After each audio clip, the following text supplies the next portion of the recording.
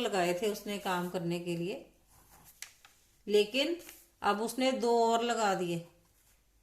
अब लैंड पे जगह ही नहीं है इनको एडजस्ट करने की, because of limitation of the fixed factor. अब उसने कितने लगाए हैं? 8। अब 8 लगाने से क्या हुआ? उसने जो लेबर है उसको इंक्रीज करता चला गया, लेकिन लैंड को उसने इंक्रीज नहीं किया। ठीक है, तो due to fixity of factor, क्योंकि लैंड फिक्स्ड है उसको वो बढ़ा नहीं सकता, या इम्परफेक्ट सब्सटीट्यूशन भी कह सकते हैं हम फैक्टर्स की, इतनी जगह ही नहीं है यहाँ पर लेबर को एडजस्ट करने की। अब जिसकी वजह से सेकंड स्टेज में तो फिर भी टीपी इंक्रीज हो रही थी स्लो स्पीड पे। अब यहाँ पर क्या हुआ? टीपी फॉल ही कर गई, फॉल ही करनी है, इतना रश लग गया। अब यहाँ पर बिल्कुल भी जगह नहीं, अब कोई भी काम नहीं कर पा रहा सही तरीके से, टीपी फॉल कर गई। और जो एमपी है वो क्या होगी? 0 देन नेगेटिव। ये हमने डायग्राम में भी इस चीज को देखा है। तो जो एमपी है, क्योंकि कोई भी सही तरीके से काम नहीं कर पा रहा, तो एमपी क्या हो गई? Negative. Next point is poor coordination between variable and fixed factor. अब क्योंकि जो आइडियल फैक्टर रेशियो थी वो तो उसमें ही डिस्टर्ब कर दी थी हमने, जो सेकंड फेज था अपना डिमिनिशिंग रिटर्न्स का। तो इसमें जो पुअर कोऑर्डिनेशन हो गया अगेन फैक्टर्स का, क्योंकि इस पे अब कितने लोग लगे हैं काम करने के लिए? टोटल 8, जबकि 8 लोगों की जगह ही नहीं है काम करने की यहाँ पर, ना उनको मशीन मिल रही है ना लैंड मिल रही है काम करने को। तो हर तरफ से जो कोऑर्डिनेशन है वो डिस्टर्ब हो गया। तो पुअर कोऑर्डिनेशन हो गया लैंड का लेबर के साथ, तो जिसकी वजह से जो अगेन जो है वो टीपी है जो फॉल कर गई, और एमपी किस में कन्वर्ट हो गई? नेगेटिव में। ड्यू टू पुअर कोऑर्डिनेशन तालमेल बना ही नहीं काम करने का, वेरिएबल फैक्टर मींस लेबर और फिक्स्ड फैक्टर मींस लैंड, दोनों में। देन उसके बाद decrease in efficiency of the variable factor. अब है तो रीजन वही है, लेकिन यहां पर हमने कितने बंदे लगाए हुए हैं? 8, 3, 4, 5, 6, 7 और 8, टोटल 8 पर्सन्स। अब जब इसमें से जब 3 पर्सन्स काम कर रहे थे तो उनकी एफिशिएंसी बहुत ज़्यादा बढ़ गई थी काम करने की, वो कोऑपरेट करके काम कर रहे थे, जिसको मशीन यूज़ करनी आती है, मतलब उनको अपनी स्पेशलाइजेशन के हिसाब से काम मिला हुआ था। अब यहाँ पर क्या हुआ? अब यहाँ पर लग गए ज़्यादा लोग, ज़्यादा लोगों के लगने से क्या हुआ? एक तो उनका आइडल फैक्टर रेशियो डिस्टर्ब हो गया, कोऑर्डिनेशन पुअर हो गया, उनकी काम करने की जो एफिशिएंसी है वो नेचुरली है वो डिक्रीज होएगी, क्योंकि जब उनको लैंड ही नहीं मिलेगी, मशीन ही नहीं मिलेगी काम करने के लिए, तो वो क्या करेंगे? वो आपस में लड़ाई झगड़ा ही करेंगे फिर। तो उससे क्या होगा? अल्टीमेटली ओवरऑल जो एफिशिएंसी है वो डाउन हो जाएगी। तो जिसकी वजह से क्या होगा? जो टीपी है अगेन वो क्या होएगी? फॉल करेगी, और जो एमपी है वो नेगेटिव चली जाएगी। बिल्कुल जो आउटपुट है टोटली फिनिश्ड।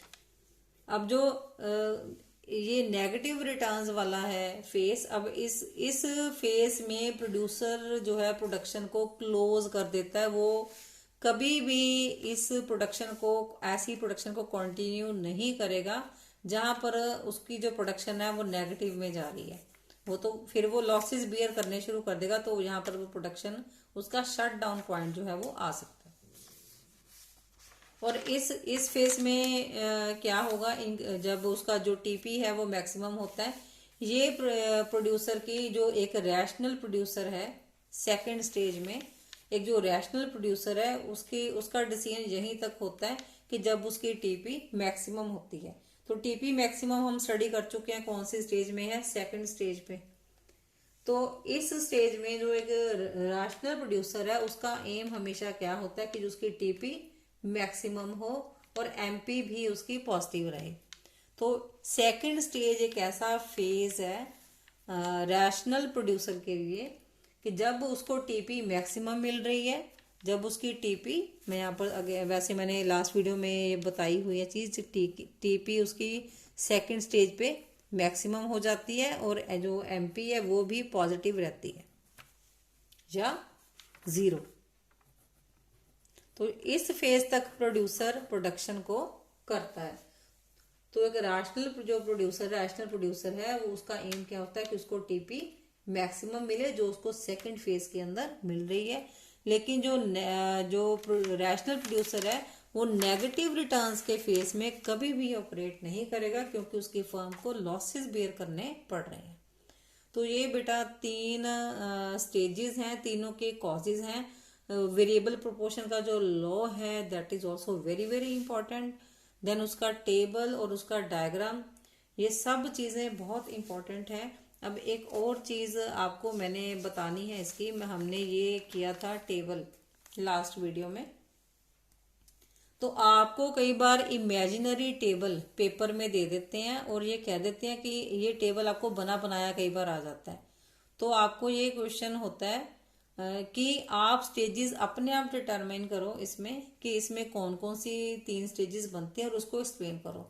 तो you can do it very easily. आपके पास बना बनाया टेबल है, इससे इजी तो क्वेश्चन हो ही नहीं सकता। यहाँ से आप 3 स्टेजेस उठाओगे सीधी। हो सकता है वो पहली स्टेज जो है वो पहले 2 यूनिट्स में खत्म हो जाए, देन अगली स्टेज तीसरा चौथा यूनिट हो, अगली स्टेज 5वां 6वां यूनिट हो। तो ये आपने क्वेश्चन को देख के डिसाइड करना है कि तब आप यहाँ पर ये चीज इसको काउंट करोगे कि क्या एमपी जो है वो इंक्रीज कर रही है। जहां तक इंक्रीज कर रही है वो फर्स्ट स्टेज हो जाएगी। जब एमपी गिरना शुरू कर देती है वहां से सेकंड स्टेज स्टार्ट हो जाएगी। फिगर्स कोई भी हो सकती हैं, वो दे सकता है आपको इसमें। देन उसके बाद थर्ड स्टेज आ गई तो वो नेगेटिव चली गई। अब हो सकता है वो आपको पेपर में यहाँ तक का टेबल दे, पहली 2 स्टेजेस ही दे, तो फिगर्स वो चेंज कर सकता है। बस आपने लॉजिक देखना है कि एमपी पहले इंक्रीज कर रही है फिर फॉल कर रही है, ठीक है। तो उसके अकॉर्डिंग आपने जो भी स्टेजेस आपको टेबल में शो हो रही हैं, हो सकता है वो सिर्फ एक स्टेज तक का ही टेबल दे आपको, तो फिर आप पहली स्टेज एक्सप्लेन कर दोगे। अगर अब आपको वो 2 स्टेजेस तक का टेबल दे रहा है तो आप 2 स्टेजेस एक्सप्लेन करोगे। अगर आपको 3 स्टेजेस का टेबल दे रहा है तो आप 3 स्टेजेस उसमें एक्सप्लेन करोगे। तो इस तरह से आपको क्वेश्चन आ सकता है टेबल बना बनाया पेपर में। तो आपने उसको देख के स्टेजेस में डिवाइड कर देना और एक्सप्लेनेशन सेम रहेगी। वो 3 फेसेस जो 3 स्टेजेस हैं वो रहने ही रहने हैं, उसको उसी तरीके से एक्सप्लेन करना है। डायग्राम भी उसी तरीके से बनेगा क्योंकि डायग्राम तो बनाना ही फ्री हैंड है। हमने लास्ट भी फ्री हैंड ही बनाया था डायग्राम। तो एवरी टाइम माइक्रो इकोनॉमिक्स की रिक्वायरमेंट है कि डायग्राम जो है वो फ्री हैंड ही होते हैं always. So thanks for your patient listening and your chapter is over now.